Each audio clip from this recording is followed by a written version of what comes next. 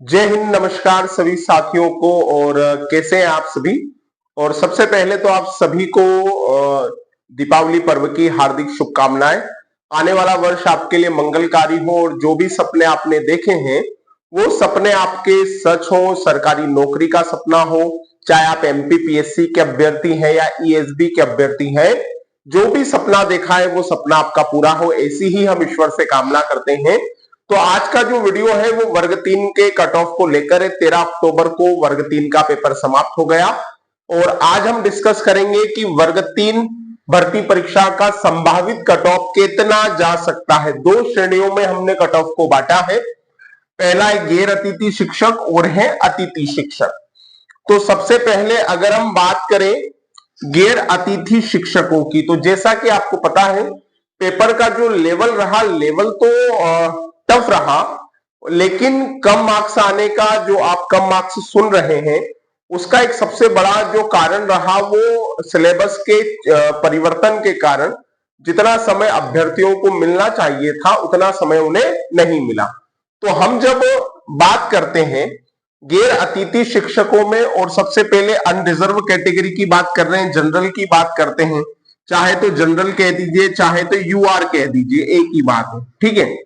तो unreserved category की बात करें, यूआर की बात करें, तो अगर हम गैर अतिथि शिक्षकों में अगर बात करें तो मुझे ऐसा लगता है कि मेल का कट ऑफ अनरिजर्व का ये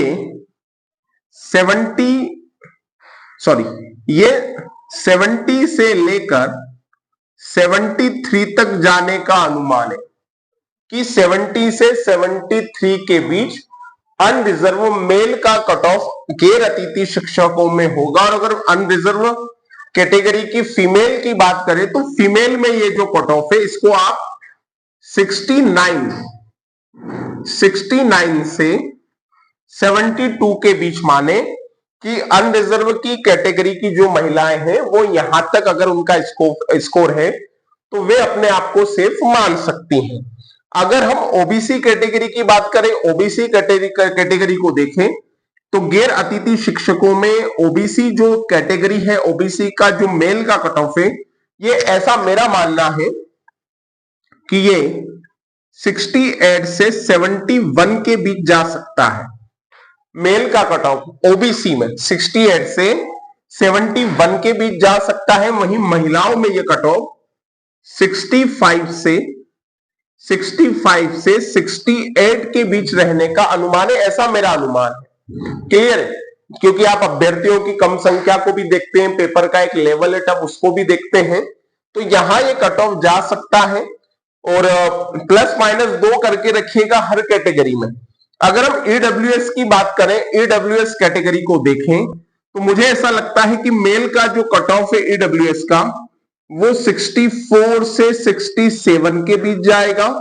वहीं ईडब्ल्यूएस की जो महिलाएं हैं उनके कट ऑफ की हम चर्चा करें, क्योंकि आपको पता है गैर अतिथि शिक्षकों में लगभग 16 से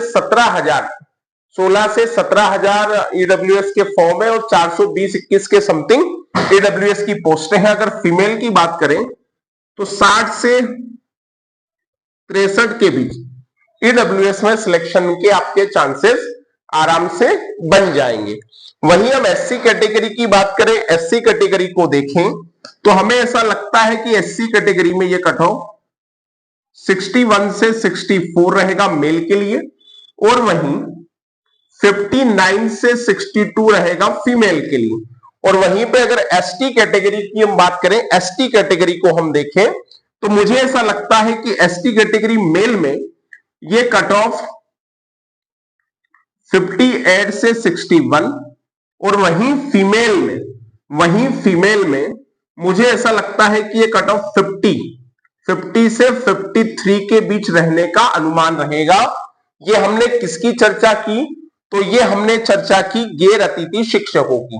अब अगर अतिथि शिक्षकों की हम चर्चा करें, वर्ग 2 का रिजल्ट भी जिस तरह से आया, तो अतिथि शिक्षकों की अगर हम चर्चा करें तो हम देखते हैं कि अतिथि शिक्षकों में जो कट ऑफ रहेगा वो 62 से 65 62 से 65 सेफ होना चाहिए अतिथि शिक्षकों में मेल में, और वहीं फीमेल में ये कट ऑफ 60 से 63 के बीच रहने का अनुमान है। वहीं अतिथि शिक्षकों में ओबीसी कैटेगरी को आप देखें तो ऐसा होना चाहिए कि लगभग 59 से 62, 59 से 62 है ना, प्लस माइनस 2 अंक आप बढ़ा लीजिएगा, 59 से 62, और फीमेल में ये कट ऑफ 58 से 60 के बीच रहने का अनुमान होगा। वहीं अगर ईडब्ल्यूएस कैटेगरी की बात करें तो ईडब्ल्यूएस कैटेगरी में ये कट ऑफ 57 से 60 तक जा सकता है मेल में, और अगर फीमेल की बात करें तो फीमेल में ये कट ऑफ 55 से 58 के बीच रहने का अनुमान रहेगा। वहीं अगर एससी कैटेगरी की हम बात करें, एससी कैटेगरी को हम देखें तो एससी कैटेगरी मेल अतिथि शिक्षकों में ये कट ऑफ 54 से 57, और वहीं फीमेल में ये कट ऑफ 52 से 54 के बीच रहेगा। वहीं आप एसटी कैटेगरी को देखें तो मुझे ऐसा लगता है कि एसटी कैटेगरी में 48 से 51, और महिलाओं में अगर देखें तो महिलाओं में ये कट ऑफ मुझे ऐसा लगता है कि 45 से 48 के बीच रहेगा। तो एक संभावित कट ऑफ हमने निकाला है गैर अतिथि शिक्षक और अतिथि शिक्षक, ये एक संभावित कट ऑफ है। आपको पता है परसेंटाइल के आधार पे आपका रिजल्ट जारी होगा, ये एक बार देख लीजिए आप। आपको पता है परसेंटाइल के आधार पे आपका रिजल्ट जारी होगा, और परसेंटाइल का आपको पता है कि जिस दिन जिस शिफ्ट में जो हाईएस्ट कैंडिडेट होता है, जिसको सबसे ज्यादा नंबर आते हैं, उसके नंबर को 100 परसेंटाइल माना जाता है। ये आपको बहुत अच्छे से पता है।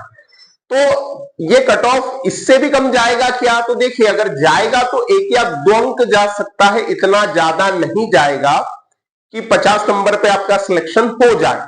अनरिजर्व कैटेगरी में पेपर शिफ्ट हार्ड थी, लेकिन इसीलिए तो कट ऑफ कम जा रहा है, इसीलिए तो कम बताया जा रहा है। वरना अगर मॉडरेट भी होता, जैसे यूं कहा जाए कि बहुत सरल होता है, मॉडरेट होता, सभी शिफ्टों में मॉडरेट पेपर आता, तो कहीं ना कहीं कट ऑफ जंप करता, लेकिन ये कट ऑफ इतना रहने का अनुमान है।